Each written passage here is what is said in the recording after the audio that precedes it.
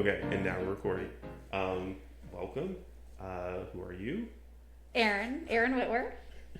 Pronounce your last name again? Wittwer. Wittwer? Okay, Yep. all right, cool. Because I don't think I've never heard you actually say your last name before.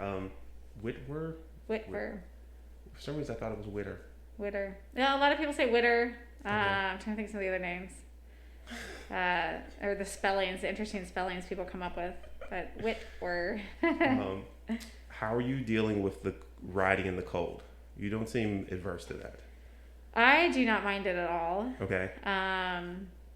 It's funny, Greg and I were having this conversation not long ago because for the past 5 years or 6 years, we've had the studio, and every winter ride that we've done has been indoors. So for about 5 or 6 years, I realized I never really rode outside in the winter, as if it was bad weather. Yeah. I mean, if it was nice weather, I was outside. It was cold, but it's not. Right. You know, it's not rain. it's not. Yeah. It's never really that cold when you're in Virginia. I'm from Ohio, where it can be very cold. Okay. So I never feel like Virginia's that cold. But this year I started riding outside, and I was like, I haven't ridden outside in the winter, and now I'm riding during the week, early mornings before it's light. So it's extremely cold and very dark. But it's also been very nice to get outside, get air, get that time to myself before the day starts, and so I don't mind it so much. Although I've been asked to go ride tomorrow morning, and I said, I'm not quite sure I want to do 19 degrees tomorrow morning, but I'll make a decision tonight. That seems like an extreme. I saw that chat happening, and I'm just, I can manage 30 when it's like sunny out. Yeah. But like in the dark, just not quite the thing. Or did you already have the gear for winter riding, or did you have to okay. Well, and that's a big deal. That's a huge deal. Yes. Okay. I've been fortunate over the years. I have quite an army of the best clothes to wear, and I really don't even need that much, but I have the right stuff, so it makes it tolerable. But when you get below like 25 degrees, and you're out past like an hour and 15 minutes, your body starts turning cold, no matter how hard you're trying to ride, and it just it's not fun anymore. Have you bailed in my opinion? Have you bailed on some rides when it being too cold? No, I haven't bailed on any yet. I've done a few this year where it was sub 25, and I was like, it's getting a little bit not fun towards the end when your body temperature leaves and you're just like, okay, I'm just cold. I just want to get home. Just pedal to get home. Just pedal to get home. Just pedal to get home. That's when it's not fun. But no, I haven't bailed on any. I mean, I have clients in Minnesota who ride in negative degrees, and they have these crazy face masks on. And one client said he has frostbite on his nose right now, and I'm like, what are you doing? I won't do that. Right. Okay. Yeah, it's not. That there's no point to that, but. Yeah, because then you can't enjoy all the other rides if you've got frostbite on your nose. Yeah. That's extreme. When did you start road biking? When did your road biking start? Good question. When I was 5. Okay. I don't know. Okay.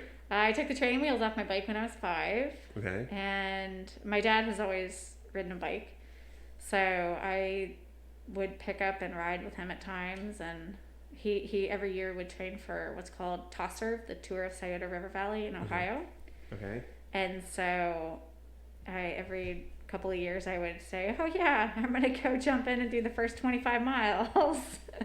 And the worst memory was we rode and it was pouring rain and probably 40 degrees. And I thought that our rest stops were like restaurants where there was warm bathrooms, warm food, like comfortable places to stop. And as you know what it means, it's a picnic shelter outside with some bags of goodies to go. But yeah, I started a little bit then, and then I kind of I rode here and there. I'd ride with my dad in high school some in the mornings, or if I was home from college on breaks a little bit. And then after I've had a couple of spinal fusions when I was in college. Okay. I played field hockey in college. Okay. And when in between those, my rehab was riding a bike. And that turned into, after college, I was commuting to and from work on my 80s Schwindler tour, down tube shifting in DC. And a local racer, famous racer, Dave Osborne, came up and was like, "Hey, do you race bikes?" And I was like, "Racing bikes is for people on TV. What are you talking about?" Yeah. And he was like, "Would you ride on a team?" And I was like, "Teams are for people who race on TV. Like, what are you talking about?"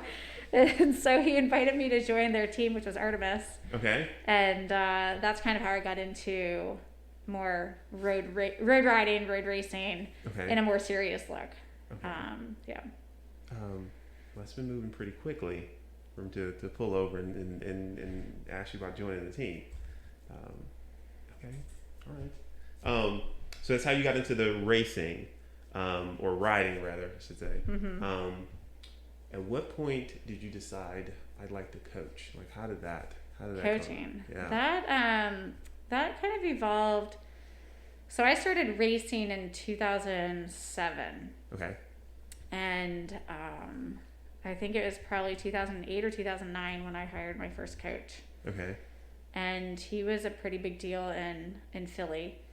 And I was like, I just want to see if I can be the best I can be. I don't know what that is. Yeah. I have no idea where that's going to go. Okay. But I've heard your name mentioned from several of the people I ride and race with, coach me.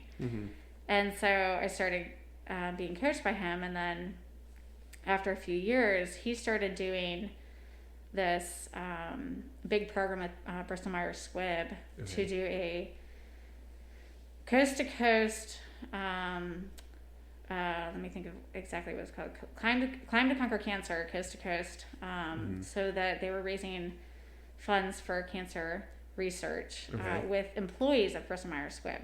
Okay. So people who, some of whom have never ridden a bike before, some of whom have ridden a little bit, but maybe when they were kids.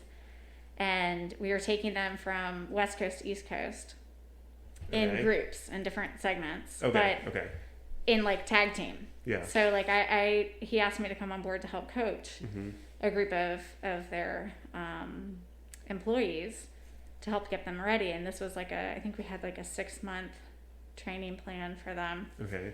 Get them on bikes, get them going. Okay. And then do this event. So I started doing a little bit of coaching with him for that. And then after that, I started coaching. I enjoyed it. And I was like, well, let me see if I can coach some more. Okay. And I was still working full time. So I was coaching for another friend of mine who at the time was, I'm trying to think, was he at the time? At the time, I think he was my husband's coach. And we were working together. And then from there I split off and then started Sweet Spot. Okay. All right. What do you do for work? It's completely opposite. What do you you coach solely? I coach. Okay. All right. Yep. Okay. All right. Coach, full-time mom. Which is enough. Which is, the mom is enough. Well, and there was a reason behind all this and a plan behind all this. Okay. Yeah. Thankfully has worked out so far, but. Well, good. How old are your kids? I'm sorry? How old are your kids? My daughter is 5 and my son just turned 2 on January 1st. Wow. Oh, really? Yeah. Oh, wow. New Year's Day baby. Yeah. My nephew's a New Year's baby, and my niece is a New Year's Eve baby. Oh. And she likes to remind everyone months before her birthday is coming up, and we should be helping her celebrate the Halloween. That's great. And the other one's like the complete opposite. Like he just doesn't mention his birthday at all. Ever. Yeah. So funny. Sweet Spot Cycling Studio starts.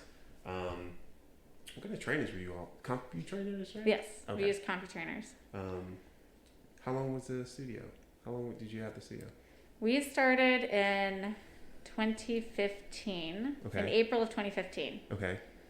And we started inside the Richmond Bicycle Studio, where Craig Dotson was running Richmond Cycling Corps and the Richmond Bicycle Studio. So the funny story, I guess, there was Craig had been running these classes in the morning, and I think it was just the morning. It could have been morning and evening, where he had just these big old green kinetic trainers, a chalkboard, a metronome, and his voice. And he's like, this is what we're doing, folks. And people, his early supporters would come in early morning. They'd line up in this semicircle. Yeah. And knock out these workouts. And he would just say, okay, this is your perceived effort. This is where we're going. This is what we're doing next. Here, go. For this much amount of, this much, 30 seconds or 5 minutes or whatever it is. Yeah. And so they knocked this out, and he was getting to the point where he had somebody who was working for him who was going to leave, who was teaching the classes. So he called my husband and was like, hey, Greg, I've known you. I trust you. Would you be interested in doing this? And I was eavesdropping on the conversation on the phone because we had just talked about how I wanted to quit completely what I was doing and start something fully into coaching and fully into some sort of training aspect. Yeah. And so I was like, hey, wait, look at me. Hi. I don't know you, Craig, but let me introduce myself. And so I started teaching these classes. Yeah. And it was a tough crowd at first. People were like, who are you? Like, we don't know you. We don't want you just coming in here and taking over this stuff. And understandably, so we kept things going as it was. Yeah. And that was in November. And then come April, I said, no, we're launching this. We're going to go into a comp trainer studio. It's going to be 1,000 times better. This is what my coach had been doing up in Philadelphia. So I knew, I was familiar with training the comp trainer studios. And I knew another person in North Carolina who has them. And so we launched Sweet Spot in April of 2015 inside the Richmond Bicycle Studio, and kind of changed everybody's perspective of how training on a kinetic trainer to, it's still kind of a kinetic trainer, but it's a smart trainer, and it's hardwired. And the difference is you can't just stop pedaling. You can't stop. Right. Well, you can stop, but it gives you, I don't know if you've experienced the CompuTrainer. I have not been on the CompuTrainer. I've heard of them many times, but I've not actually been on one. Yeah. But go ahead. Well, it just, I would create all the workouts. So if I say, hey, we're doing threshold for 2 minutes at 70 RPMs, and you come in at 50 RPMs, let's say you just stopped or something, then it locks the power down on you. But you start cranking up, you get in, and you get to the right cadence, the power locks in, everything settles in, and you're in the right place. Yes. So in theory, you can sit in your studio. I could have a brand new person who's never ridden a bike before. I could have a kid up against, Eddie Anderson. Yeah. Or whoever, somebody world-class level, sitting right next to each other doing the same class. Right. But because it's based around your FTP, each person's getting the workout to themselves and what's beneficial for them. Okay. So it's pretty cool in that respect. Very and you get a class setting, so you're not, you're solo. Yeah. Although Zwifting is allowing for a lot more than just being alone, Yeah. And Zwifting is, it's making things different, with being able to kind of ride indoors. But it's still not the best for training platforms. Like it's not the best. It's social, sure, but it's still, I found it's still not the best for like actually training. If you're trying to follow structured workouts and things like that. Okay.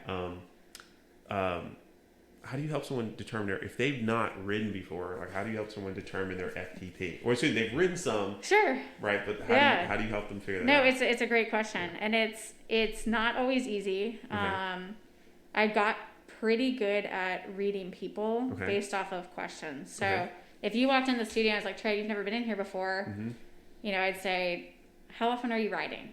Okay. What kind of riding are you doing? Road riding, mountain biking, gravel, in between? Are you on the trainer a lot? All these little things start helping me figure out and paint the picture of, okay, you've never been on a trainer before. Let's say that. Yeah. Okay. So I'm automatically going to knock your FTP down a little bit lower than what I think. Okay. Because the trainer, as you know, you have to pedal all the time. Yep. When you're outside on the road, you can coast. Yeah. Right? Coasting's great. Yeah. And that means that you're going to get more tired faster on a trainer than you're outside. Then I asked, like, what kind of speeds are you riding? What kind of cadence are you riding? Okay. Because all of the workouts that I create, we do a change of cadence. And 99% of people hate cadence above 90 RPMs. Okay. And guess what I make you do? A lot of cadence work above 90 RPMs. We do a lot below, Yeah. but below is a lot easier for people than Okay. higher, because higher also kicks your heart rate up. And so not only are you doing higher cadence that you're uncomfortable with, Okay. your heart rate gets higher, and then you're suddenly like, oh, this is really hard. You're challenging yourself more. Yeah, you're Okay. challenging yourself in a new way. Okay. Even if the power isn't as hard, you're still challenging yourself in a different way. Okay. So all of these little questions, then I start and then I also ask what weight is, because that helps with figuring out an FTP that would be appropriate. Okay. You know, we may have the same, well, I won't go into that, but all these little things will help me come up with a number. And then I start watching someone. If I see like, hey, they're just blowing through, this is too easy, I'll start increasing their FTP as we're going. Yeah. Until we kind of find that zone where I'm like, we're in a tempo effort, and now you look like you're kind of doing a tempo effort. Okay. You know, or we're doing something that's really easy, but you're now huffing and puffing. Okay, this is wrong. I need to back it off. So we play a little guesswork until we figure it out, but it's usually fairly close, and close enough that even on a first class, somebody gets the right benefit out of it. Okay. You find the sweet spot. Yeah. Yeah. You find the right space for their FTP.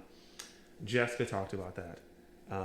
About her coming in and doing a workut the first time, and you being on the thing, and hitting the button, and realizing she could do a bit more. Oh yes, Jess is sneaky. Yeah, I thought that was entertaining there. And she was fun to talk. She enjoys her riding fast quite a bit. Oh yes, she's quite talented. You ride off road as well? Yes. Okay. It's been a while, but okay. Did you start riding like cyclocross? Did you start doing like did you start with racing, or did you like do it kind of casually before you went into like racing off? You just I don't do anything casually. Okay, all right. No, so I started road racing in 2007, and then I met Greg in 2010 through a mutual friend and teammate, and his first sport is cyclocross. He's been doing that forever. And then he was doing some road because it's good for your fitness, it's good for skills, other stuff. Yeah. And so when we met and we got together, then I started doing cyclocross. He started doing more road. So then we were just traveling all year. Yeah. You know, doing all these different things. So I jumped in. Yeah. And the first race I ever did was this big race in Charm City. Okay. And I had a mountain bike that was a POS. Okay. And I just happened to have it because I had bought it years ago, and I was just kind of like, whatever, it's a whatever bike. And so they're like, yeah, you can do it on a mountain bike. It's not a big deal. You can have flat bars as long as you're not in the UCI category. Okay. So I go to buy a license and get registered for my first cyclocross race, and they're like, well, you have a UCI license on the road. You're a Cat 1, so you have to race the UCI Cat 1 race, cyclocross. And I was like, I can't do that. I'm not going to subject these people who are super talented. Yeah. I don't have a clue what I'm doing. I've never been on a course. I don't know what this is. Like, this is my first time checking it out, right? Yeah. So I'm going through every rule I can find to figure out how to get out of this. And I finally see, like, you can't ride a mountain bike in a UCI race. And I was like, I only have a mountain bike. This is my first race ever. You can't make me a Cat 1. So they're like, fine, okay, start here. You know, I think it was a 3 or something. I don't know. So I did this race, and it was the worst experience ever. It was so hard. I got through like most of one lap, and I see my friends, and I'm like, when is this over? And they just started laughing. They're like, you have 4 more laps. And I was like, are you joking? I'm done. Like, this is horrible. So I finished the race, and then I was like, actually, that was really fun. In hindsight, you know. And it was really cool, something very different. Yeah. And so I started doing that in, I guess, 2010. Okay. Yeah. Okay. So it wasn't terrible. It wasn't so terrible that you weren't going to do it again. Oh, no. I raced it until I started having kids, and then I haven't really raced it since. You mentioned categories. Can you explain the racing categories a little bit? Sure. So when you enter into racing, it used to be that you started as a Cat 4 in women and a Cat 5 in men. Okay.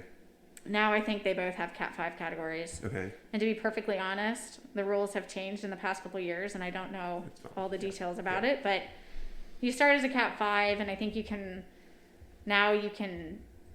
show up for start like 10 races. It may not even be that many. Okay. And then you can do an automatic upgrade Okay. to a 4. Then once you get into the 4 category, you have to start earning points to upgrade. Okay. So you earn a point by how you finish in a race. Okay. And that depends on if it's a criterium, if it's a road race, if it's a stage race, and then how many people are in your field. Okay.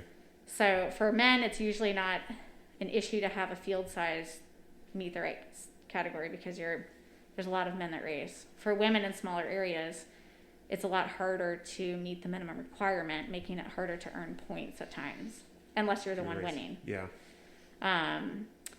So yeah, then as you go through each category, it gets a little bit harder and a little bit harder to earn your points. Plus, you're moving up in categories, so it naturally gets harder. Right. And then the highest ranking is a 1 before you earn a professional license or a UCI, which is different. Like if you're on a different team, a UCI based team or a continental or domestic, whatever all those other teams are. All those other things. Bryan Park, is that a crit? Is that a Bryan Park count as a crit? Technically, no. Okay. Because a crit has to be under. Wait, let me think about this. I don't know I think a crit has to be under 1 mile. Somebody's going to shoot me for this if they hear this. But that's fine. I call it a circuit. Okay. I mean, it's a crit for all purpose of what it is. Okay. But I also think of criteriums more as I would call that more the office park crit because it's just, there's not really any turns. It's more just a rounded loop. Mm-hmm. A lot of the real fun race criteriums are 4, 6, or 8 corners. Okay. In a sub 1 mile lap. Okay. So it's crazy fun. It's like picturing being in a downtown. Somebody just blocks off some roads and you're racing through these streets. Yeah. So you're in a turn, sprint, turn. That's what a crit usually is. Okay. Right. But Bryan Park would be the closest thing to a crit here. Okay. All right. Yeah. Have there been any other road races here? There have been. Okay. It's been a few years. Okay. Chip Goebel used to put on the Richmond Road Race, I think it was called. Okay. There have been a few, but they're harder to do. You have to get road closures. You have to pay for that. You have to have police. You have to have all kinds of stuff that costs money. And when you don't have massive amounts of people that want to come and race and pay all the, it makes it difficult. So there haven't been any real road races, I don't think, in the past few years, but there used to be, was it Meadow? I'm trying to think of the name of it, but it would go out by Ashenberry Farms, out in that area, and do a nice loop. Okay. And there were, before I ever moved to Richmond, there were definitely races that were happening, more road races, but in general across the U.S., a lot of road races are dying. Okay. And crits are much easier to put on. Okay. And execute. And they're, I think, a bit more popular other than people are terrified of crashing. Think it's getting more challenging is to put on the races and things like that? For the road races? Yeah. Yeah, I think it's hard. Okay. All right. So yeah, I thought I'd ask with the Bryan Park, where that kind of falls within it, within the racing scheme. And the racing scheme, that's definitely a circuit crit. Yeah. Okay. Have you done any sports other than cycling? Yes. Field hockey? Yes. Okay. I did field hockey in high school and college. Okay. And then every other sport before that. Before high school. What do you enjoy about road biking? What's the thing that keeps you coming back? What do you Gosh. Super big question. I think it's fun to be able to travel. Okay. Travel as in ride on your bike on the roads and move at a certain speed and see things. Okay. Versus running, which I've done enough running in my life. Was not a runner, but you don't get to go as far. You don't see as much. You're kind of in a closed circuit. But I've also, racing anyway has allowed me to travel all over the U.S.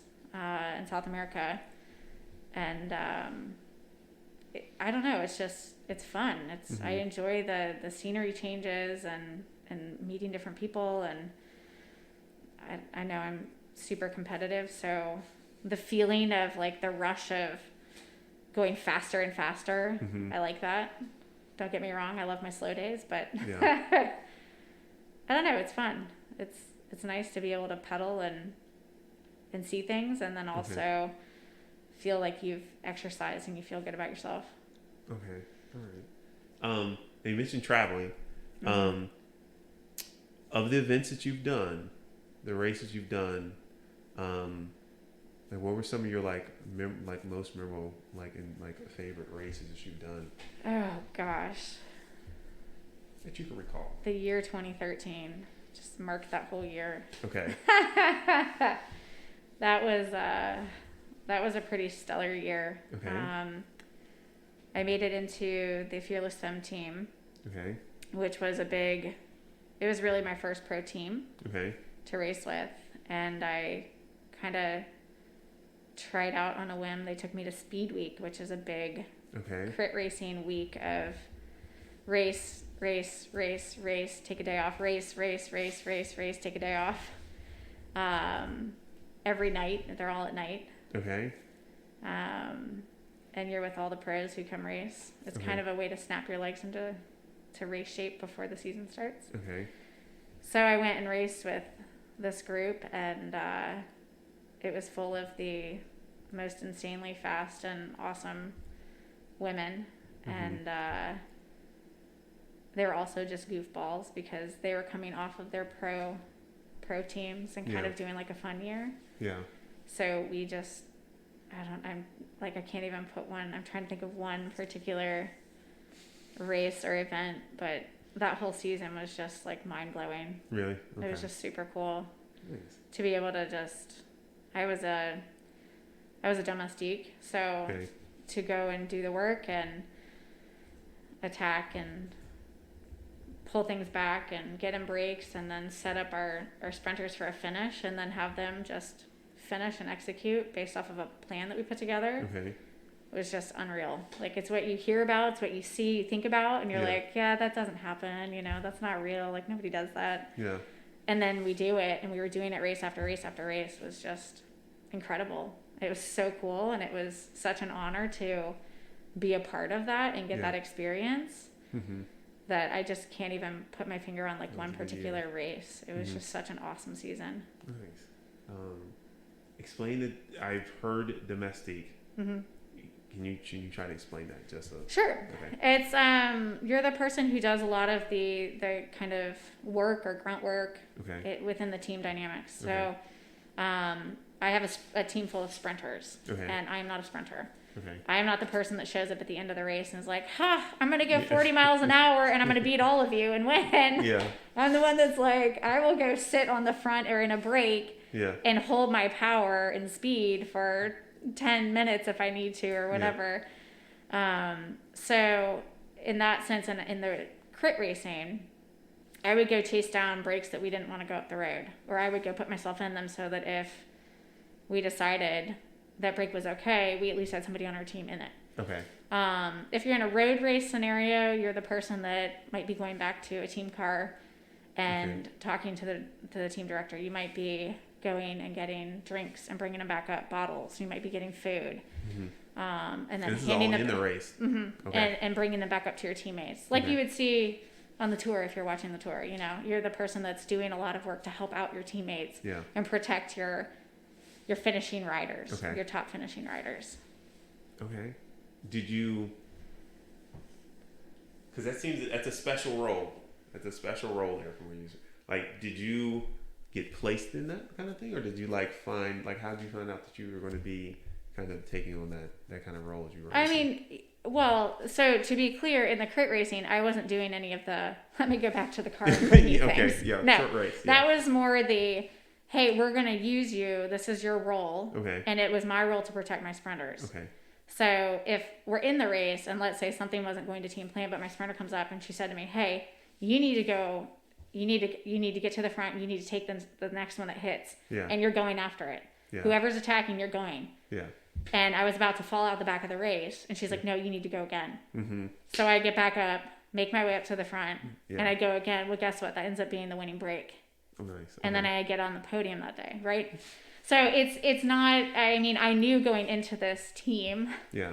I'm not the sprint finishers. Okay. And it was an honor for me to be with them. So in my mindset going into the team, I was like, whatever you want me to do, I'm here to do. If you want me to burn myself out in 3 laps and get out of the race, that's fine. Yeah. And that was kind of the deal. Like the director would say, hey, look, I want you to do this, this, and this at this point in the race. And I don't care how it finishes. If you're doing your job the right way, you're doing your job, and that's fine. Mm-hmm. Then, however it happens at the end, it ends or whatever. So it was, you kind of knew where your role was and what your job was every time you go up to a race. And it would change depending on what type of race it was. Okay. If it was 8 corners, if it was raining, if 2 other teams showed up that we weren't expecting that had different riders, that, it would all change a little bit. Did you have any type of races that you just didn't look forward to? Was there anything that was like, I don't want it with 8 corners or something like that? Was there something about the race you just you actually you enjoyed the least? Like type any of the races that had punchy repeated hills, not my thing. Okay. Give me a nice long climb, I'll take it. Yeah. But the punchy, I hate it. Really? It is so hard. Okay. So I had to find a way to put myself in the front of the race at the start of a hill, so that I could drift back a bit and still stay in, and then move my way back up. Yeah. I mean, my riding style in a race anyway is to be up near the front. I don't like being in the middle or in the back. I don't have that snap to go from the back to the front in a matter of this. Yeah. I can serve more energy in the front. I can see what's happening. I can be active in the race when I'm in the front, but I had to be in the front for those races with the nasty punchy hills. Yeah. That clearly not the same with Zwift racing. Yeah. Right? Not the same. But I agree. I've done some races on Zwift, and I don't like the monster climbs that have occurred, but I don't like the punchy climbs either, because people attack on those for some reason. Yeah. So again, Zwift racing not the same. There's no collisions, but I can understand that a bit. Not a fan, and I've also used that tactic. You get to the front, and you have some room to drift back a little bit. Yeah. Get on the punchy climb. So, with you coaching people, I kind of asked this, and when did if someone's coming to you to be different question. What kind of pupils? Are they students? People who get your coaching services? Are they pupils? Athletes, clients. Clients. Okay, thank you. Those are much better words than just pupil. People, average Joes. I don't know. My friends.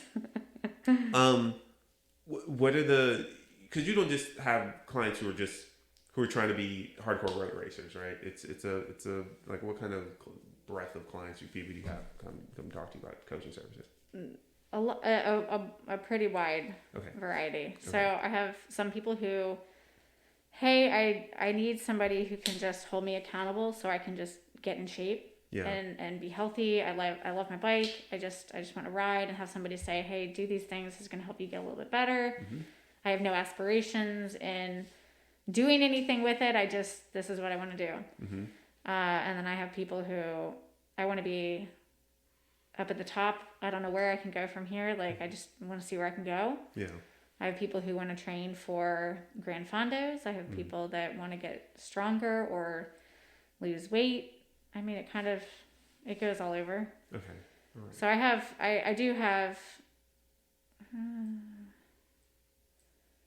say most of my clients are, I would say, racing in some capacity. Okay. Meaning they're either training for some event or they are racing.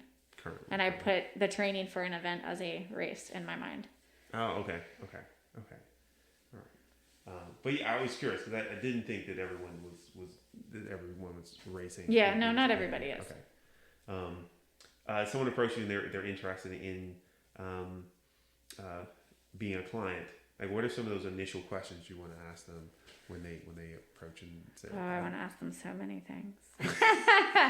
I like to have a conversation with people about like what is their interest in cycling and what are their goals that they kind of have at the moment, and where do they see cycling taking them in a couple of years.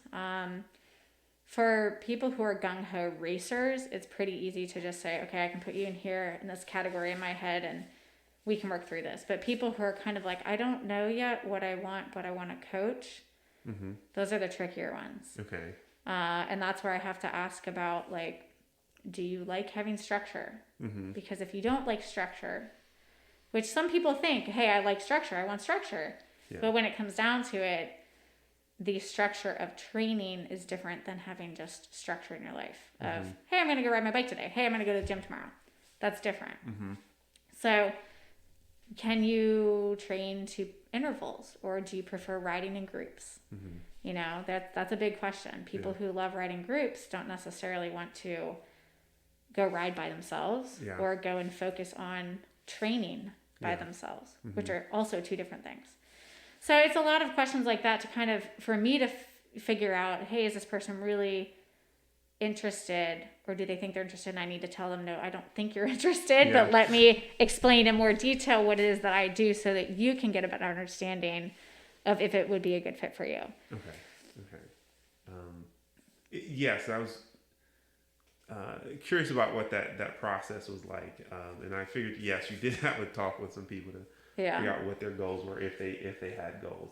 But then from that, it comes down to, like, hey, if you say, Erin, I want you to coach me, I want to do Heart of Virginia, and I want to be in the best shape of my life. Yeah. Then I'd say, okay, well, let's go through and we're going to map out a plan. I want to know, what does your week look like? Yeah. What does each day look like? How many hours in a week do you have realistically to train? So then when the person comes back and says, oh, I can be on my bike for 15 hours. Oh, okay. Well, do you work a job? Well, yeah. Do you have friends? Sure. Do you have a family? Maybe. Okay. So tell me where these 15 hours come from. Draw them out in the day for me. Is it between 5 and 7 a.m.? Is it between 7 and 9 p.m.? And so once we start getting to that picture, then you start seeing, okay, really I have like 7 or 8 hours to work with, and then maybe like a long day on the weekend type of thing or something like that, right? So then you get down into it and you realize, okay, here's what we have to work with really. Yeah. Now let's work with that. Because I don't want you to spend all of your time, your awake time, trying to like slam yourself on the bike and get yourself ready for something, because you're going to be miserable and it's not fun. But if we know the right amount of time that we have to work with and you plan for it, it doesn't matter if you only have 2 hours 3 times a week.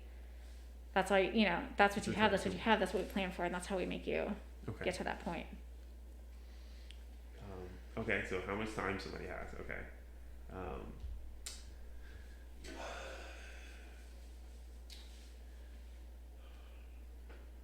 So I think what's the shortest time you've ever trained someone? Like someone was like, has anyone been like, I need to be ready in 2 weeks?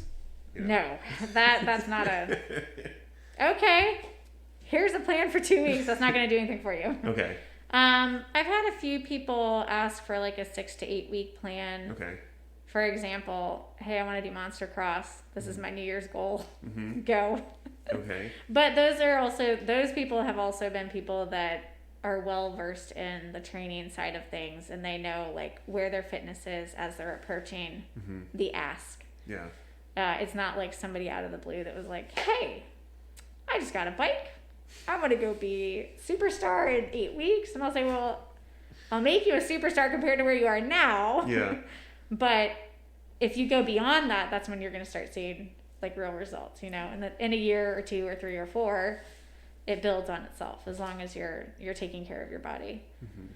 But no, I haven't had anybody say something that short. Get ready in 2 weeks, I usually tell people if there's like a serious new client coming at me that at least 6 months. Okay. Or if you have a really big goal, you've got to give enough time to let your body adapt to the changes of training and to do these build phases to get yourself to a point. Otherwise, I feel like I'm lying or cheating to that person, saying like, you know, yes, you're going to be the fastest person there. No, but we can make you the fastest you at that time. But what does that mean? Yeah. You know, is it realistic that you're going to be competing, or is it just you're going to be in a lot better shape going into it? Yeah. You mentioned Monster Cross, which I learned about maybe 2 or 3 weeks ago. Oh, come on. Do you have a gravel bike? I have a gravel bike. Yeah. Do it. I'm thinking about it, but it'll be like, I think I've done like 5 outdoor rides on this thing. Okay. You know, but I just got a mountain bike in October, and I've ridden it 3 times, and I'm going to do Monster Cross on it. You can do it! You know, I'm thinking of, I rarely do an event where I sign up for the short distance. Stormy of Thunder Ridge, I think, is exception. So I'm hoping to get out to Pocahontas to ride around there. This guy, Roy Herschel, he recorded a video of him doing the 2020 Monster Cross. You know, I think the whole thing. So I was able to see a video of the 2020 course. So I got a decent sense of it, but I'm hoping to go. Not sure. I want to do the 50. It's brutal. I'm not going to scare you, but it's brutal. You know, I just need to know, like, if it's just a matter of, like, it's difficult because it's taxing on the body as opposed to it's technical and, like, that, like, I think I can deal with, it's just rough terrain. You just have to go over for a long time. I think I can handle that slowly. Yeah. So I just did the course last weekend. Okay. And it had been 6 years. Okay. So I did, what it is, it's one kind of big lap, a little loop, and then you do one more big lap again. Okay. If you're doing the long course. It's 97% fire roads. Okay. So it's kind of sand, dirt type stuff. Okay. Which is totally doable. And then there might be a few like single track type sections, but they're all doable. I mean, I usually do it on a cross bike. Okay. My cross bike is terrible right now, so I'm using the mountain bike and taking advantage of it. But it's totally doable. It's just it wears on your body. So if you can go out and do the course a couple of times before and just get a feel for the terrain, that'll just help you mentally prepare for it. Okay. But it's totally doable. Okay. And there's lots of groups that go out every weekend that do it, and there's files for it. Yeah. The hope was to go out next weekend, but it's looking like the weather's not going to be awesome for next weekend. Saturday. I think Sunday is supposed to be terrible. Go Saturday. I may have to go Saturday. So I'm not going to let you say no now. I've still got to register. I can say no to events, but yes, I'm excited to use the gravel bike more because I've got all this road riding. Yeah. But I'm excited to use the gravel bike at events, and it's got all the rack mounts and things like that on there. So potentially some bike packing at some future date once I get more comfortable with it. Talk to Jess. Yeah, she is very skilled. We did a ride in Bryant Park. Yeah. And she's very skilled at riding. Yes. And she took me through the trails in Bryant Park, which was great. And she showed me where she kind of rode around and stuff like that. But yeah, she told me about her bike packing, her unprepared bike packing of the Blue Ridge Parkway kind of stuff. So she's always prepared. Even if she's unprepared, she's always prepared. Well, to say not unprepared, but just, you know, a novice attempt at the Blue Ridge Parkway bike packing, to say. So when you do go on a ride, what do you take with you? If you're going on a ride tomorrow morning, right? Let's say you do this ride tomorrow morning, right? It's going to be, are you going to do the full picnic loop? Is it going to be picnic loop? I don't know. Actually, I don't know if I'll do the picnic. Yeah, because that's why I started this vampire thread, because I had to be back by 7. Mm-hmm. And I mean, I could leave at 5:45, but to be back by 7, they're like mid-ride. Yeah. But I have a small cohort of people that are literally out right next to where I live. So I pull out my road and I pick like 3 people up, and we end up at a corner where we pick up the last person and we go. But we leave at 5:30, and then we get back at like 6:50. Yeah. But what I would take is a water bottle. Okay. In the winter, that's it. Okay, wait. Is it just water in the water bottle? Yeah. Really? Okay. Okay. So for me, it's taken years of figuring it all out. I mean, my rides these days with 2 kids are, I don't think I've done much over 2 hours in a long time. Okay. So anything under 2 hours, I can get away with water. Okay. I always carry a bar or a gel with me of some sort, like fig bars or a banana, because I'm hypoglycemic. Okay. So just in the event that I'm having an off sugar day, boom, Yeah. I need something. Or if somebody else is like, Mm-hmm. I forgot my stuff, which always happens. Yeah. If you're riding with a group. But in the summertime, no, I'll do a bottle of a mix and a bottle of water. Okay. And depending on how long I'm riding, I try to keep that ratio. Okay. I never have 2 bottles of mix unless it would probably be like a 5-hour ride where I'm like, just give me everything. Yeah. And then food wise though, I don't require a ton of food to ride unless I'm doing some really punchy on off, which then depletes my energy system way faster. Okay.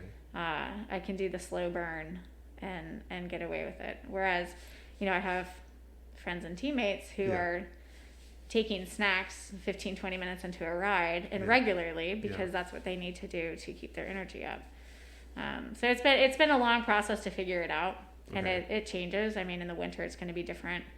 It's also different depending on how long you're riding, of course. But anything under 2 hours for me, I don't really need much. Okay. All right.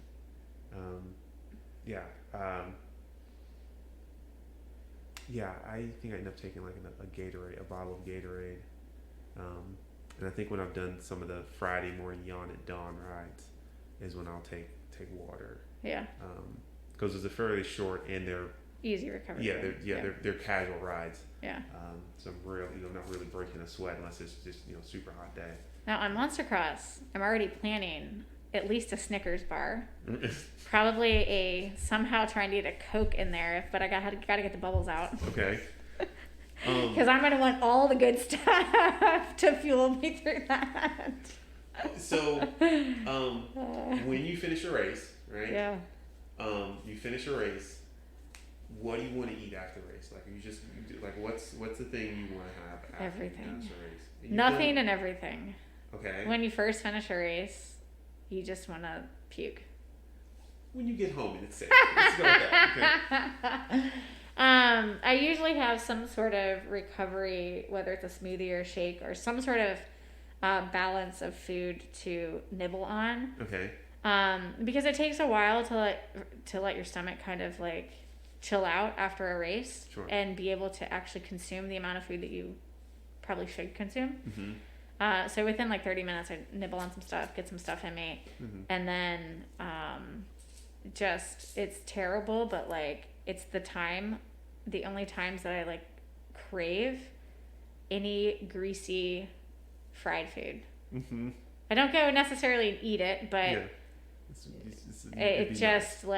any like a giant cheeseburger or a slice of pizza or whatever, just it sounds so good.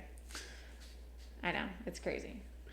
That's what sounds good. I don't usually eat that, so I say that, but that's not usually what I end up eating. I usually end up eating something that's very healthy and balanced, but there are those days where I'm like, oh yes, bring it on. Let me have it. So, and this is my, non-medical professional opinion on this, but I want to say I remember hearing that when you have these massive cravings, whether it's after, an extraneous event or something like that or anything, and you're craving the junk food or whatever, that your body is saying, I want this thing, I need sodium, I need potassium, something like that. and that's the thing that comes to mind mentally. Right. Like that has Yes. the thing. Yeah. It just happens to be a Baconator from Wendy's. And Well, I was gonna say, I think it's also the justification of, okay, I just did all this, so now I feel like I've earned something that like I normally would never eat, type of thing. I don't know. No, yeah, I think my first year eating the level of eating that happened my first year was new, and understanding like, oh man, I just finished a 30-mile ride. I'm gonna get the Baconator with the fries and things like that, which I was doing, and it was delicious because I just burned a couple hundred calories or something like that. So anyway, I thought I'd ask. I'm always curious to see like when someone finishes a ride, in this case a race or like what's the thing they want to see at the end. And I'd say pizza is probably the most common thing that it kind of has that nice balance of. Pizza's great. Yeah. Pizza. I can have pizza. Pizza, it's easy. It tastes great, and it's good. It checks a lot of boxes. But it's also like I've gotten wiser, I would say, over the years. Like when I first started, I mean, I didn't care. Whatever I wanted or whatever I saw, I was like, let me have it. I don't care. And now I'm like, oh yeah, let's see how this really does with my body, especially as you get older and you need different things. So.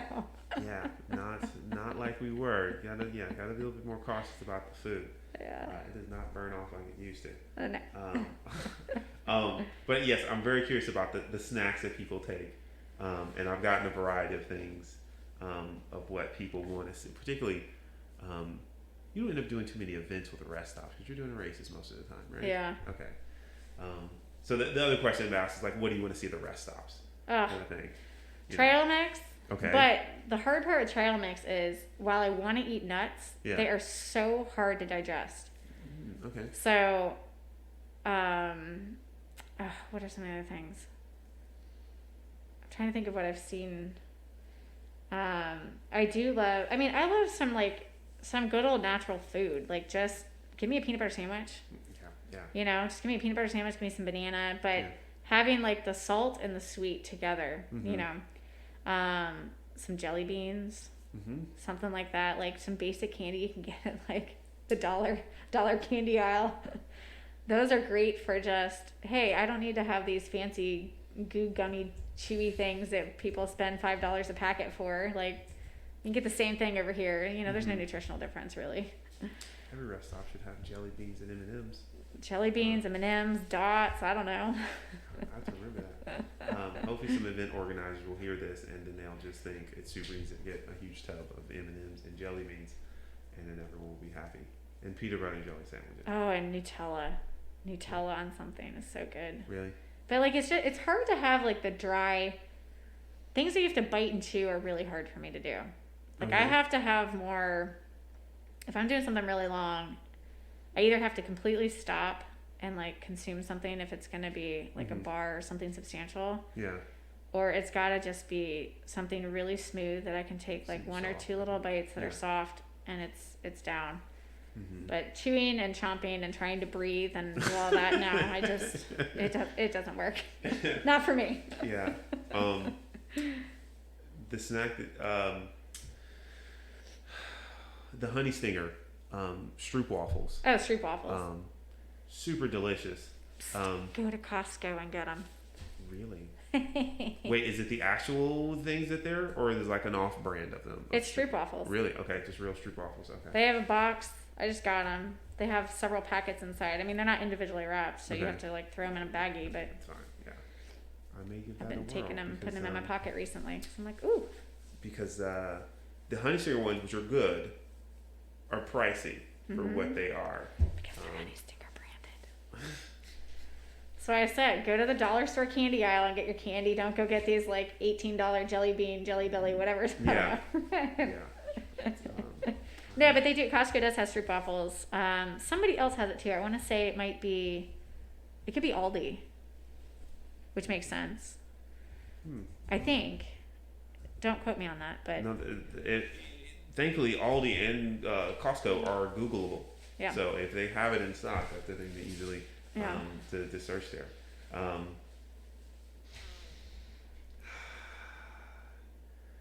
Racing, your training, coaching, studio. What's something you'd want to share? A vague thing to say. What's something? Yeah, and maybe there's nothing. I don't know. I'm going to deflect. You did ask me what it was like coaching my husband, right? That's right. Yes, you were coaching your husband. Okay, so yes, we'll ask about to coach your husband. How did that happen? Like, well, for I don't know, 10 years probably, he was being coached by Katie Compton. Okay. Who is the #1 U.S. Racer for a gazillion years until this past year. And then for, it might have been 2 years, he was being coached by the leader of the team that he was on at the time, who is the guy that I started coaching with. Okay. And then I finally was like, hey, what would you think if I was coaching you? Which we both did exactly that. We both kind of laughed and we're like, yeah, I don't know if we want to cross that bridge. Yeah. And then, you know, because he's also somebody, like, I bounce ideas of training off of Greg. I mean, he's been training just as long or longer than I have, and he knows it very well. I mean, he's a national champion. He knows how to get there. So he was like, yeah, let's do it. Let's give it a go. And then I was like in the oh shit mode. Now I got to do it, and I got to do it right. Yeah. And I know his weaknesses, and I know his strengths. And when you push somebody's weaknesses to make them stronger, they don't like you very well. So there were some rides where I knew he was going to come home and I needed to be cleared out of the house because the kicking the bucket, throwing the bike, and cursing and yelling were going to happen because I knew that they would put him in a place of doubt on his ability. But he came through those, and they made him stronger. Nice. And in hindsight, he's like, yes, I know they were terrible, but that's what I needed. And then we got a national championship out of it, so that was pretty awesome. Nice indication. But no, it's good. He hasn't been training for the past, COVID. We have not trained since COVID. Yeah. Which was a big hit for him. He's never not trained in his life. Yeah. And when he broke his collarbone this summer, he literally has never been off of his bike or injured. Yeah. So it was tough for him. Yeah. And we are back at a point where we're both like, we need to train for something. So I am trying to train myself again. Okay. Which is going to be a very challenging task, but I want to do it. And he's back on a plan. Okay. We're going to start off with Monster Cross this year. Okay. To get going. But his ultimate goal is going back to national championships in the fall for cross. You mentioned COVID. Oh, yeah. And I have to ask, like, when 2020 happened, particularly March, I think that's when it got really here in the States, or things started shutting down. Like, how did COVID impact your cycling life in general, kind of thing? As much as you would like to share. Sure. Yeah. No, it's fine. COVID was a slap in the face, obviously. Yeah. So when we shut down our studio the same time that the world was shutting down, and we had planned on shutting down for the summer to find a new location. Okay. Because with our studio, we teach classes early in the morning and in the evening, and in the summertime, we really don't teach classes unless there's bad weather. Okay. So we have all this vacant time, but we can't sublet our studio because all of our equipment takes up so much space, and you can't just fold it up and put it away and take it back out. So long story short, we were looking for a new venue. COVID hits. We broke our lease. We're able to get out. And so that shut down. Okay. Then my son was just born when all this started. So there were a lot of, I went into a bit of, I'd say postpartum anxiety versus depression.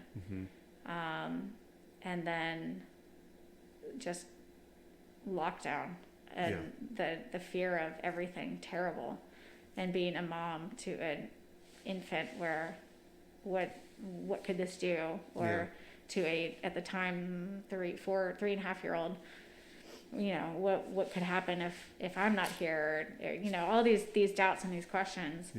And everyone who knows me well, and all my teammates know that I am a stay away. This is probably my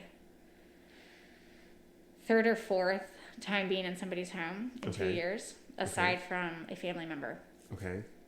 So this is we've been on the very much stand back.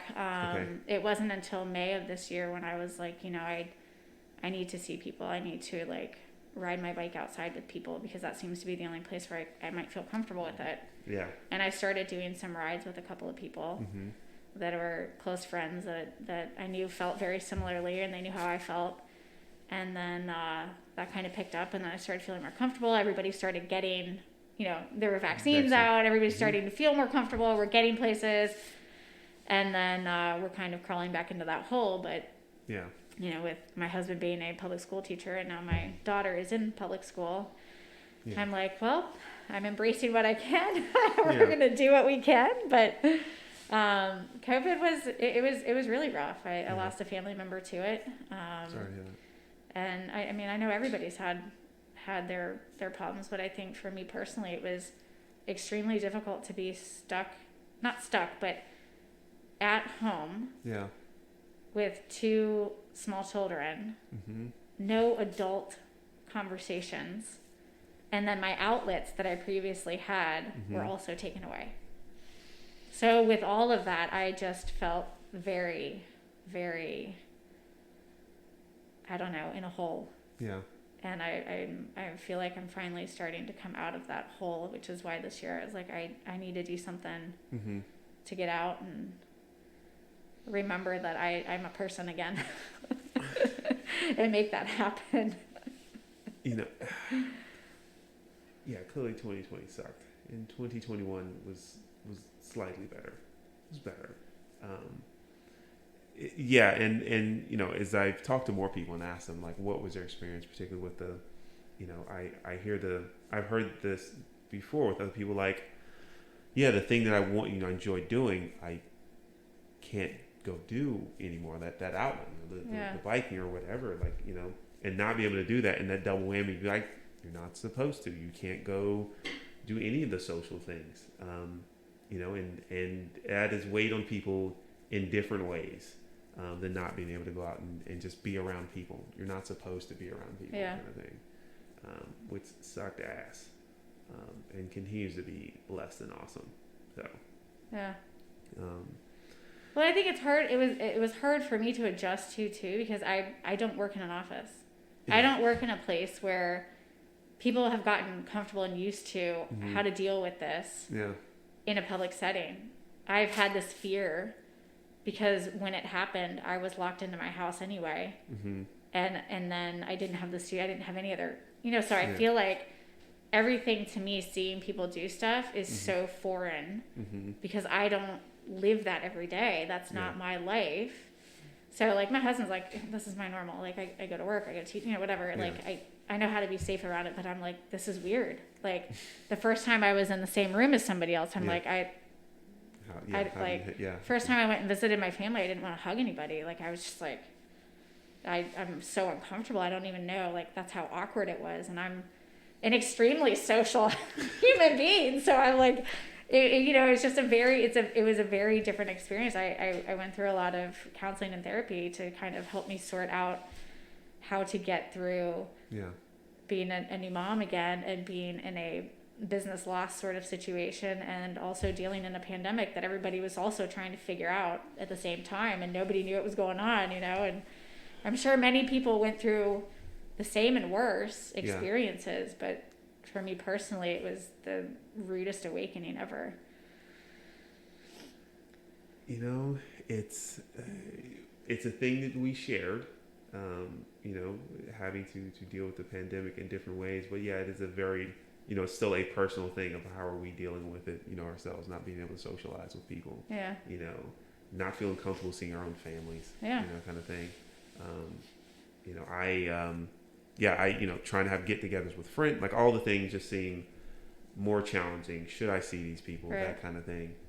Even doing the interviews, like Sure. there's questions of being safe and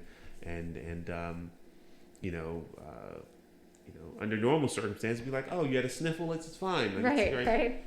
Stay away. Right. Just, keep your distance, so we know. So, but yeah, so I like to ask, and each person has had a challenging experience with COVID in that year.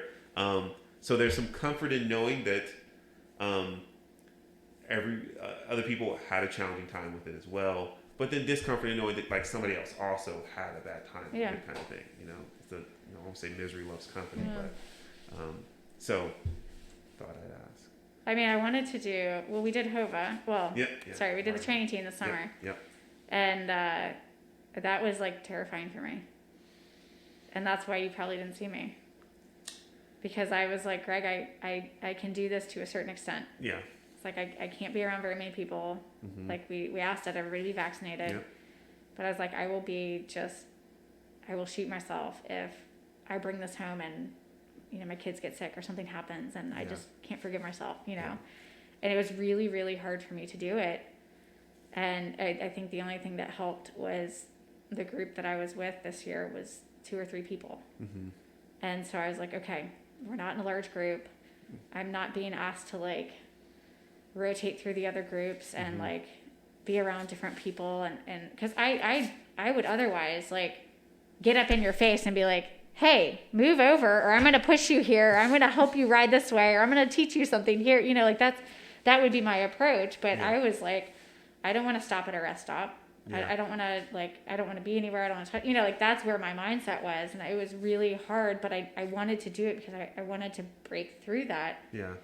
To start like, okay, I can do this. Okay, I can do this. Everybody else can do this. I can do this. We can do this. It's not a big deal. We've got it. But that was a challenge. And I had to tell him like, I wasn't comfortable doing SAG support and I wasn't comfortable doing the rest stops and being in a situation where I needed to go kind of help anybody who needed it, which was terrible because I'm like, I'm out here supposed to be helping run this and be a leader here. And I felt like I was trying to hide in a hole and just hope nobody saw me and just like that, and I know everybody could go on forever about their experiences, but I'm glad you were able to participate, and your trepidation about riding with the group is understandable even without kids.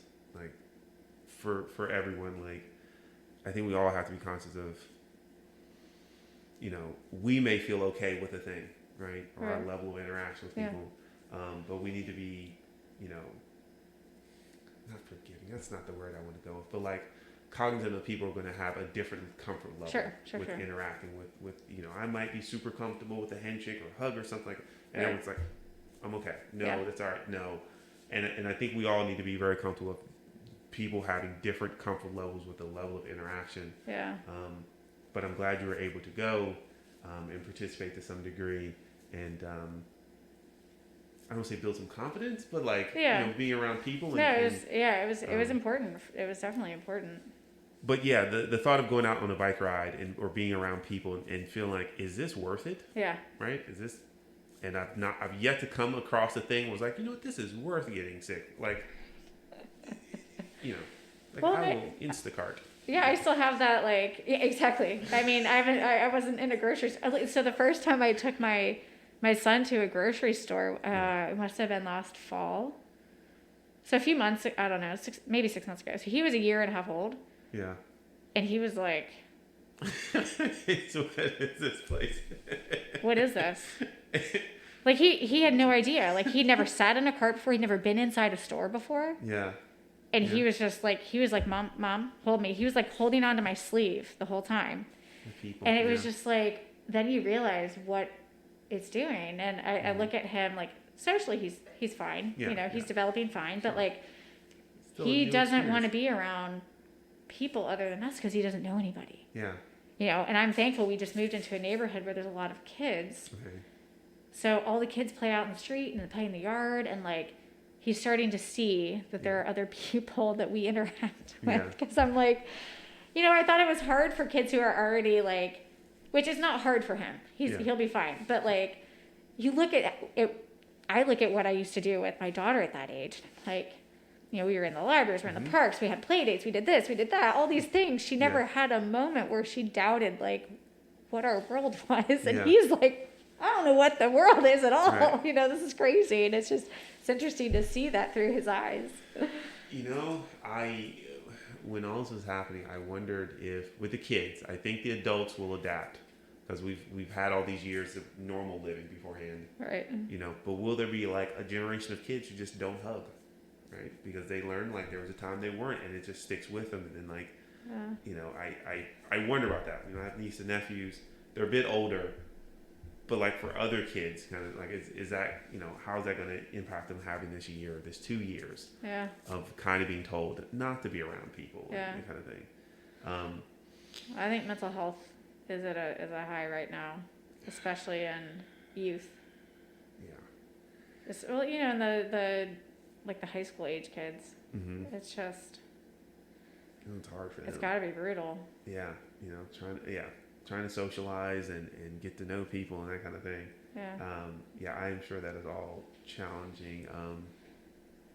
I have a niece who's graduating this year. I don't think she enjoyed that. I think she's not super social, but I don't think she enjoyed that, having to learn from home kind of thing. I think she enjoyed being around her friends and things.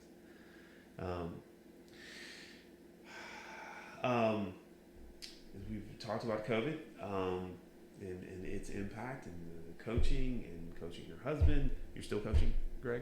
Yeah. Okay. Well, we're just starting back up again. Okay, right. Yeah. Monster Cross. Yeah, you're prepared for that. Which, if 500 people go on the start line with that again, I might be like, well, we might not be doing this. We'll see. That's right. It is a mass start. It is unless they change. I mean, Yeah, I think he kind of separates it in a little bit of waves, but it's a mass start. It's uncomfortable. Yeah.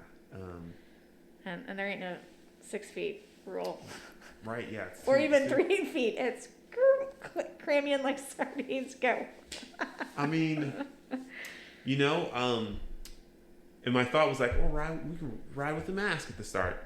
I remember riding with the mask. It was a sweet spot mask. And it was the first time I actually had it wasn't the first mask I had on.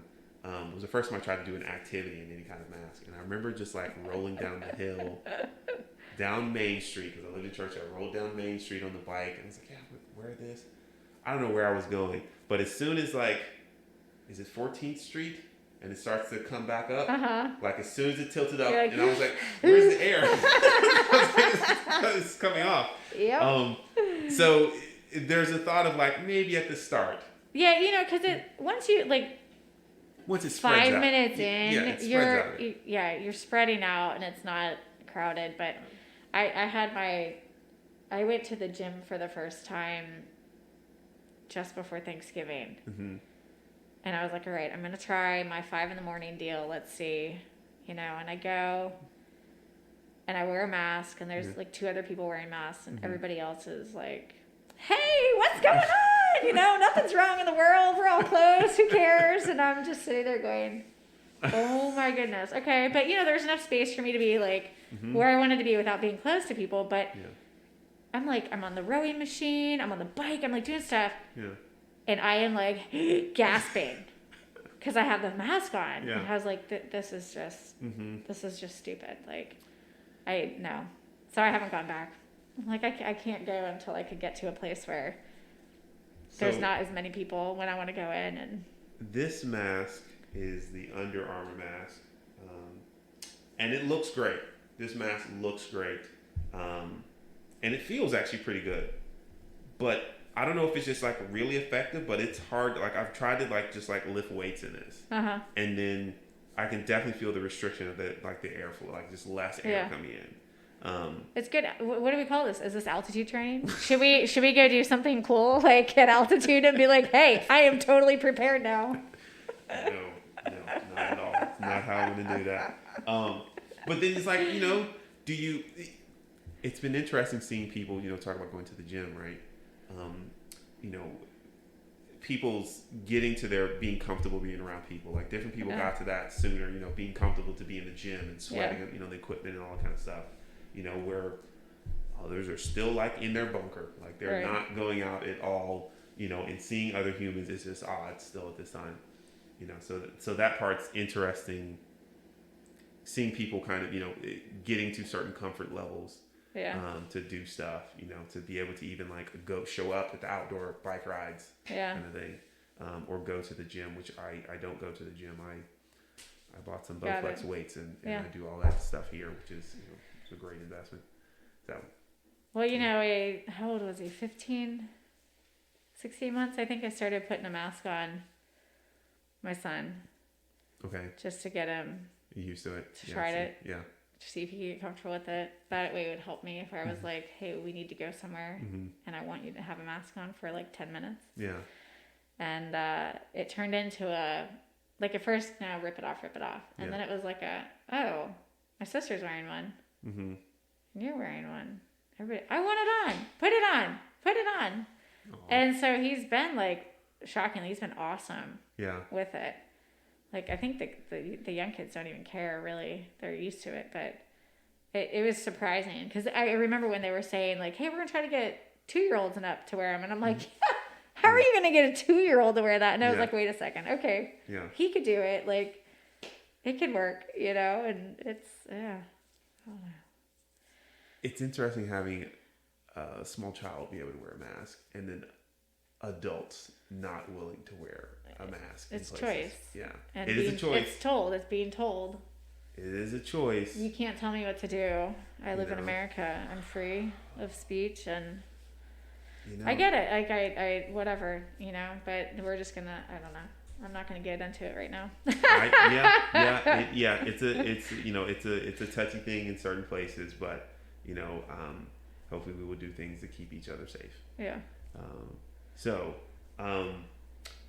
Wow, a lot has been covered, Erin. Do you have a middle name? I do. What's your middle name? Elizabeth. Elizabeth? Okay, yeah. All right. Apparently I just feel like I have to ask everyone their middle name. So so what happened is, it's part of the icebreaker. It's like, I don't know what the first question asked. So it's just like I asked someone their name and then got their middle name and realized everyone's had a middle name. Yeah. So I feel like I need to ask you for your middle name. There you go. Either way. Erin, I appreciate your time, and your willingness to come by and do this at this hour. No, thank you for doing it at this hour, because it's the only time of the day I have to do this after my children go to bed. I stay up pretty late myself, so like this is actually a completely fine. Yeah, it's a fine time because she gave me some. I work 8 to 5, so it gave me some time after work. But good. So this worked out. I'm glad we were able to figure this out. Yeah. Thank you for your time, and we'll see you on the road somewhere. Yeah.